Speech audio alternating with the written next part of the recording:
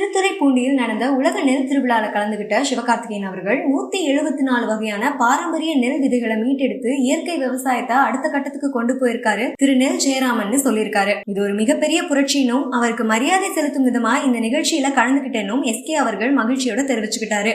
அது மட்டும் இல்லாம இதை வெளி உலகத்துக்கு கொண்டு போய் சேர்க்கணும்னு வேண்டுகோளும் விடுத்திருக்காரு. 174 வகையான பாரம்பரிய நெல் விதைகளை தேடி கண்டுபிடிச்சு மீட்டெடுத்து நெல் ஜெயராமன் ஐயா இயற்கை விவசாயத்தை இன்னும் அடுத்த கட்டத்துக்கு கொண்டு போயிருக்காங்க. அதுக்காக உலக நெல் திருவிழா இங்க திருத்துறைப்பூண்டியில நடந்திருக்கு. இதுல கலந்துக்கிட்டு ரொம்ப மகிழ்ச்சியா இருக்கு. இது ஒரு மிகப்பெரிய புரட்சி. ஏன்னா அழிந்து போன பாரம்பரிய நெல் வகைகளை ஒரு தனி ஆளா மீட்டெடுத்து இவ்வளவு பெரிய புரட்சியை பண்ணிருக்காங்க. அவங்களுக்கு மரியாதை சேர விதமா தான் நான் திருத்துறைப்பூண்டியில இதுல கலந்துருக்கேன். வந்துகிட்டு எல்லாருக்கும் நன்றி. முக்கியமா இதை வெளி உலகத்துக்கு கொண்டு போய் சேர்க்கிறது உங்களுடைய கடமை. நீங்களும் இந்த ஊர் தான், நீங்க எல்லாம் வந்தது எனக்கு ரொம்ப ரொம்ப மகிழ்ச்சி.